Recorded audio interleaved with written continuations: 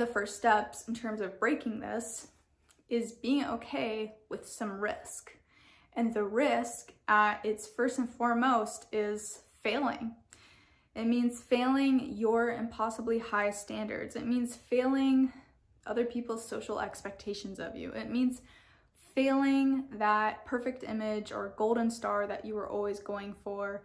It means failing at not forcing yourself to be something that really no person can really enjoy, because no one is perfect. No one can do that. And taking that risk of, okay, can I actually be okay with not being perfect? Can I take the risk of letting people down? This is where we also start to think about risk, is when you start to think about risk and you really take it into consideration, what it means is you only take a risk where you're going to get reward, okay? So the whole point of taking a risk is to get something better.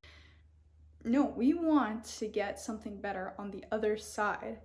And so being brave and being calculated about it, it's like, okay, I'm willing to let go of this in order to get something bigger. The other reason you want to take the risk is because you're willing to actually go for what you want. And so that's the other half of this, is one, being willing to take risk, being willing to disappoint people, being willing to try something new. But three, it's also starting to get really clear on what is it that you want. You know, if what you want is to feel authentic in front of people, to not feel anxious when you're in groups of people, to not feel like you have to push yourself all the time, whether it's socially or in work and all these different ways, then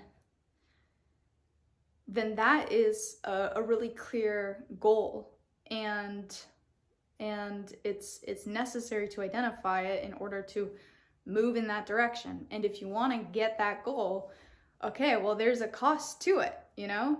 Anything great has a cost to it, but that's why it's great. That's why it's worth it, is because probably in the long run, it's going to be a net positive, or it's going to be a bigger benefit than the alternative.